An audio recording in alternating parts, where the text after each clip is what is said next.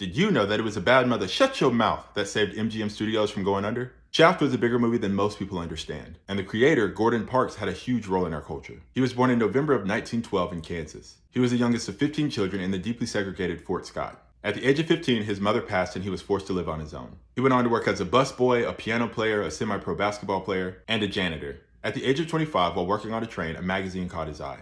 The photographs of migrants during the Depression era moved him, so much so that he bought a camera from a pawn shop for $7.50. The power that he saw in those photographs showed him that he could wield that as well. Against poverty, against racism, against all other social wrongs. His early photography caught the attention of the Farm Security Administration. He tried to captivate with pictures. And in 1942, he took one of his most iconic photos, American Gothic. It featured Ella Watson. He posed as black cleaning woman standing in front of the American flag with a mop and a broom.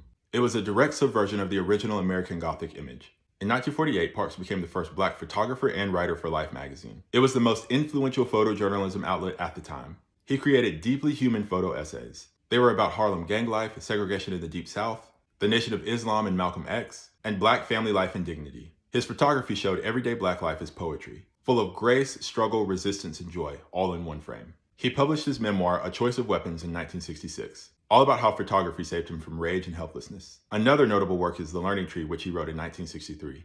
It's a semi-autobiography about a boy who grew up in segregated Kansas. And that novel became the first major studio-backed film by a black filmmaker. It was adapted for Warner Bros. In 1969. In 1971, he directed the movie Shaft. Played by Richard Roundtree, it was a commercial success. A blockbuster grossing $12 million with only a $500,000 budget. It literally saved MGM Studios from bankruptcy. The soundtrack, made by Isaac Hayes, was award-winning. It won an Academy Award for Best Original Song. Shaft is considered a masterpiece in the blaxploitation era, an era that did feature black protagonists and anti-heroes. And though it's not the first film in this genre, it's widely credited for moving it forward. Park's style was based around visual contrast. He used light, shadow, and composition to speak emotionally. He photographed Muhammad Ali, Duke Ellington, Ingrid Bergman, and Malcolm X with dignity. His work also directly influenced other photographers, filmmakers, musicians, and more. Beyonce, Kendrick Lamar, Ava DuVernay, D'Angelo, and Thester Gates have all paid homage to his work. Parks continued working into his 80s. He composed music, poetry, and mentored young artists. He left behind over 20 books and dozens of films, poems, and essays. And the Gordon Parks Foundation preserves his work to make sure that his legacy still leaves an impact.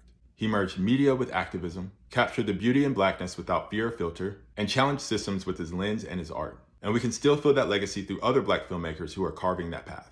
The Spike Lees, the Chio Hodari Cokers, the Jordan Peels, the Donald Glovers, the Ryan Cooglers, and more, who all show us how to speak loudly with our work.